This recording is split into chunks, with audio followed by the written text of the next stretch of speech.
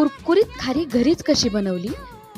इथे आपण 2 ते 3 चमचे तूप घेतलं, त्यामध्ये थोडासा मैदा घातला, मैद्याचं मस्त असं साठं बनवून घेतलं. इथं आता गव्हाचं पीठ घेतलं, 1 वाटी गव्हाचं पीठ, त्यामध्ये तुपाचं मोहन घातलं, मस्त असं पिठाला मोहन चोळून घेतलं. यामध्ये घातलं थोडं थोडं पाणी घालून मस्त असा गोळा मळून घेतला, घट्ट असा गव्हाच्या पिठाचा. त्याचा व्यवस्थित असा रोल करून याचे 5 ते 6 गोळे करून घेतले. एकदम छोटे छोटे गोळे तयार केले. एकदम त्यातला एक गोळा घेतला, पीठ लावलं, व्यवस्थित असं लाटून घेतलं, जितका शक्य होईल तितका पातळ लाटून घेतला. तयार करून घेतलेलं साठं लावलं, वरून सर्व चपात्या अशा एकावर एक टाकल्या, व्यवस्थित त्याचं साठं लावून घेतलं. व्हिडिओमध्ये दाखवल्याप्रमाणे घडी केली, त्याला व्यवस्थित साठं लावलं, मैदा लावला.